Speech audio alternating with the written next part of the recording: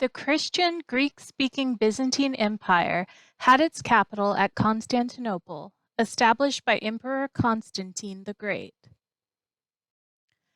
As emperor, Constantine enacted many administrative, financial, social, and military reforms to strengthen the empire. The government was restructured and civil and military authorities separated.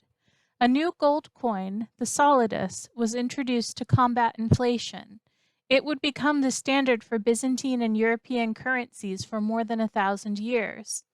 As the first Roman emperor to claim conversion to Christianity, Constantine played an influential role in the development of Christianity as the religion of the empire. In military matters, the Roman army was reorganized to consist of mobile field units and garrison soldiers capable of countering internal threats and barbarian invasions. Constantine pursued successful campaigns against the tribes on the Roman frontiers, the Franks, the Alemanni, the Goths, and the Sarmatians, and even resettled territories abandoned by his predecessors during the turmoil of the previous century. The age of Constantine marked a distinct epoch in the history of the Roman Empire. He built a new imperial residence at Byzantium and renamed the city Constantinople after himself. The laudatory epithet of New Rome came later and was never an official title. It would later become the capital of the empire for over 1,000 years. For this reason, the later Eastern Empire would come to be known as the Byzantine Empire. His more immediate political legacy was that, in leaving the empire to his sons, he replaced Diocletian's tetrarchy, government where power is divided among 4 individuals, with the principle of dynastic succession.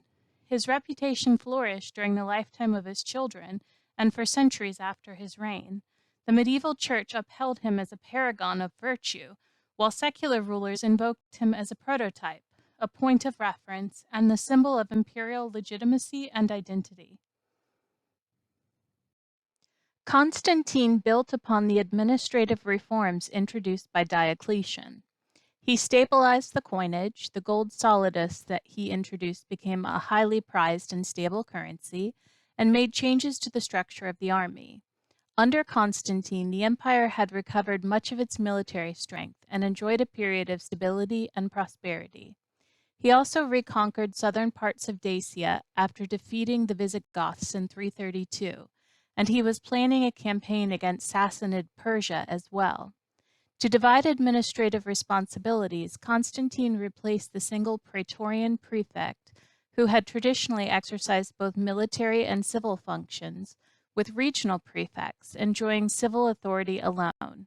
In the course of the 4th century, 4 great sections emerged from these Constantinian beginnings, and the practice of separating civil from military authority persisted until the 7th century. Constantine was the first emperor to stop Christian persecutions and to legalize Christianity as well as other religions and cults in the Roman Empire. In February 313, Constantine met with Licinius in Milan, where they developed the Edict of Milan.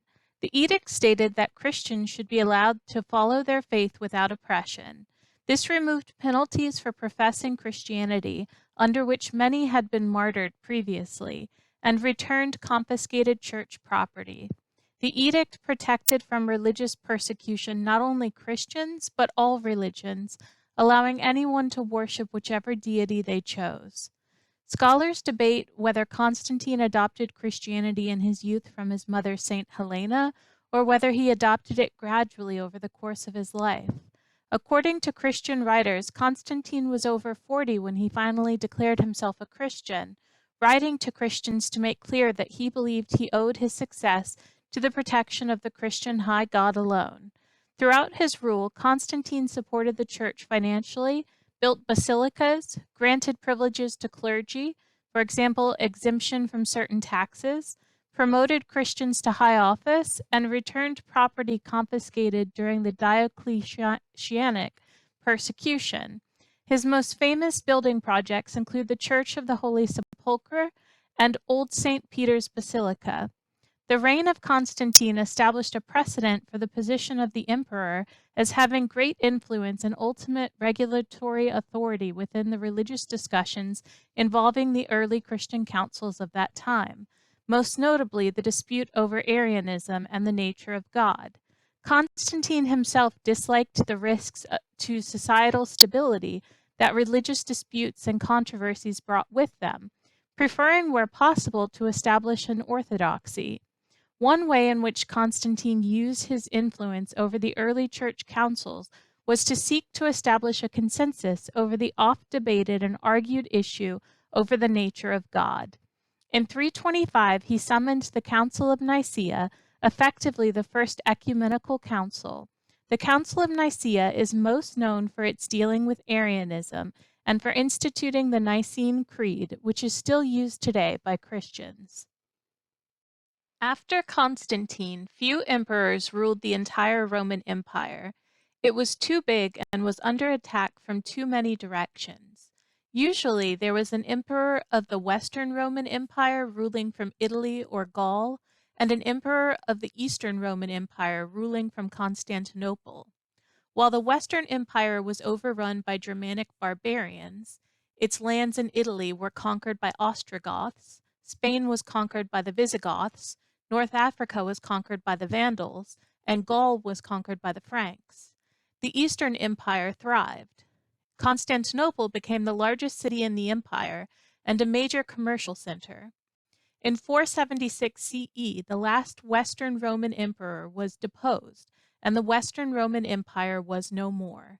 Thus, the Eastern Roman Empire was the only Roman Empire left standing.